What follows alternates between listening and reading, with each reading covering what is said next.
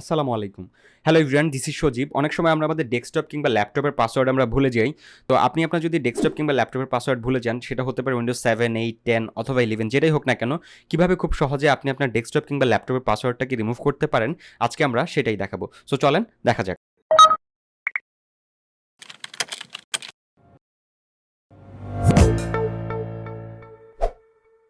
এই পাসওয়ার্ডটা রিমুভ করার জন্য সবার প্রথমে আপনার দরকার হবে একটা পেন ড্রাইভ এবং অন্য একটা ডেস্কটপ কিংবা ল্যাপটপের সাহায্য নিতে হবে। সেখানে একটা সফটওয়্যার ডাউনলোড করে নিতে হবে। ডাউনলোড করে পেন ড্রাইভে বুট করে নিয়ে আপনি আপনার কম্পিউটারের পাসওয়ার্ডটা রিমুভ করতে পারবেন। তো এটা করার জন্য আমরা একটা ডেস্কটপের হেল্প নিচ্ছি এবং সেখানে একটা ব্রাউজার ওপেন করে নিব। সো আমি একটা ডেস্কটপের ব্রাউজারে ওপেন করে নিচ্ছি এবং এখানে সার্চ করছি যে লেজাসফট লিখে সার্চ করলে সবার উপরে যে ওয়েবসাইটটা আসবে এই ওয়েবসাইটে আমরা চলে যাবো। এই ওয়েবসাইটের লিঙ্ক এই ভিডিওর ডেসক্রিপশন বক্সে দেওয়া থাকবে, আপনারা সেখান থেকে এই ওয়েবসাইটে চলে আসতে পারবেন। তো এখানে আসার পরে ডাউনলোড নামে একটা পেজ রয়েছে উপরেই, এখানে ক্লিক করে আমরা এই পেজে চলে আসবো এবং এই পেজে আসার পরে হোম এডিশন যেটা লেখা রয়েছে এটার ডান পাশে ডাউনলোড একটা বাটন রয়েছে, এখানে ক্লিক করলেই এই ফাইলটা ডাউনলোড হওয়া শুরু হয়ে যাবে। তো এটা ডাউনলোড কমপ্লিট হয়ে যাওয়ার পরে আমরা জাস্ট এটাকে ইনস্টল করে নিব। 40 MB একটা ফাইল, এটা ডাউনলোড হইতে বেশি সময় লাগবে না। এটা ডাউনলোড কমপ্লিট হয়ে যাওয়ার পরে জাস্ট এটাকে ডাবল ক্লিক করে এটাকে রান করে দিব। রান করে ওকে করে পারমিশন অ্যাকসেপ্ট, ওকে। তো ফিনিশ করার সাথে সাথে কিন্তু এটার ইন্টারফেসটা চলে আসবে। তো এই হচ্ছে এটার ইন্টারফেস। এখন আমি আমার এই প্যান ড্রাইভটা এই কম্পিউটারের সাথে কানেক্ট করে দিচ্ছি।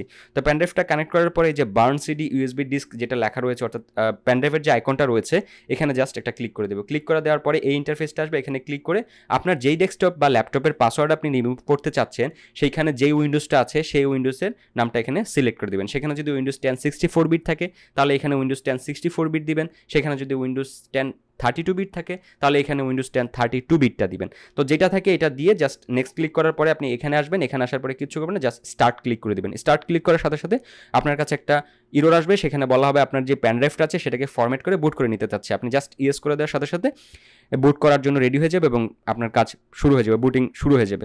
তো কয়েক মিনিট সময় লাগবে এবং এটা শেষ হয়ে যাওয়ার পরে ফিনিশ করে আপনি প্যান ড্রাইভটা চেক করে নেবেন যে প্যান ড্রাইভে আদৌ ফাইলগুলো বুট হয়েছে কিনা। তো এই হচ্ছে আমি আমার এখানে কম্পিউটার চলে আসলাম এবং প্যান ড্রাইভ চেক করছি যে আমার ফাইলগুলো এখানে আসছে।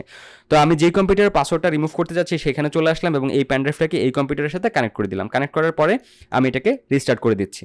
তো রিস্টার্ট করার পরে কম্পিউটারটা যখন ওপেন হচ্ছে তখন আমরা নিচে কিছু ফাংশন কি দেখতে পাই। আমাদের কম্পিউটার যখন আমরা ওপেন অন করি কিংবা অফ রিস্টার্ট করি তখন আমরা নিচে কিছু ফাংশন কি দেখতে পাই, যেমন এখানে বায়োসের জন্য রয়েছে ডিলেট, সিস্টেম কির জন্য রয়েছে F9, বুট মেনুর জন্য রয়েছে F12। তো আমরা যাব হচ্ছে বেসিক্যালি বুট মেনুতে। তো বুট মেনুর জন্য আমার রয়েছে F12। আপনার যেটা থাকবে আপনি সেই কিটাই বারবার চাপতে থাকবেন। আপনার যদি থাকে F9 সে অথবা F7, তো আপনি যখন কম্পিউটারটা ওপেন হতে থাকবে তখন কিবোর্ড থেকে F9 বা F7 ওইটা চাপতে থাকবেন। যেহেতু আমার F12 আছে আমি বারবার কিবোর্ড থেকে F12 চাপতে থাকবো। তো আপনি যদি এই কিটা না জানেন, আপনার ডেস্কটপ কিংবা ল্যাপটপের মডেল নাম্বার লিখে যদি আপনি সার্চ করেন তাহলে আপনি পেয়ে যাবেন যে আপনার ওই ডেস্কটপ বা ল্যাপটপের বুট মেনু কোনটা রয়েছে।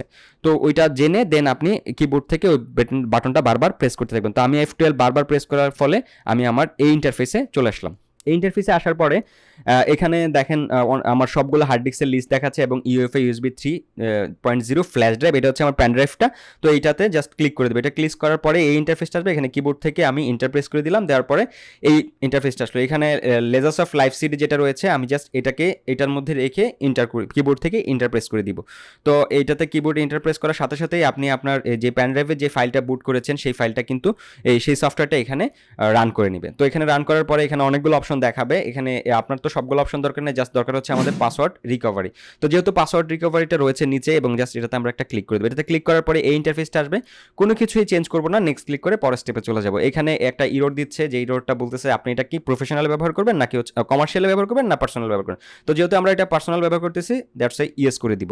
ইউজ করার পরে এখানে কিছুই চেঞ্জ করবো না, নেক্সট ক্লিক করে পরের স্টেপে চলে যাব। যা আছে তাই থাকবে, শুধু আমরা এখানে যেভাবে আছে কিছুই চেঞ্জ করা দরকার নেই। নেক্সট ক্লিক করার পরে এখানে আসার পরে হচ্ছে আপনার যেই কম্পিউটারের যেই নাম, অর্থাৎ আপনার যে ইউজার নেম ডেস্কটপ বা ল্যাপটপে সেই ইউজার নেমটা সিলেক্ট করে দেন। যেহেতু আমাদের ইউজার নেম ছিল টিম নিউটন, দ্যাটস ওয়াই আমি টিম নিউটন সিলেক্ট করে নেক্সট ক্লিক করে দিচ্ছি। তো নেক্সট ক্লিক করার সাথে সাথে দেখেন এখানে কিন্তু একটা রিসেট অথবা আনলক নামে একটা বাটন চলে আসছে। এখানে ক্লিক করার সাথে সাথে আমার পাসওয়ার্ডটা রিমুভ হয়ে যাবে। তো দেখেন দিস পাসওয়ার্ড রিসেট। তো এই পাসওয়ার্ডটা কিন্তু রিসেট হয়ে গেল এবং জাস্ট এখন আমি ওকে করে দিব এবং এটাকে রিস্টার্ট করে দিব। তো এই কম্পিউটারটাকে রিস্টার্ট করার পরে দেখবেন যে আপনার পাসওয়ার্ডটা নাই, পাসওয়ার্ডটা রিমুভ হয়ে গেছে। তো আমার কম্পিউটার যখন রিস্টার্ট হচ্ছে এবং পুনরায় ওপেন হচ্ছে আমরা তখন চেক করে নিব যে পাসওয়ার্ডটা আদৌ সেখানে আছে কিনা। সো দেখেন কম্পিউটারটা কিন্তু অন হয়ে গেল।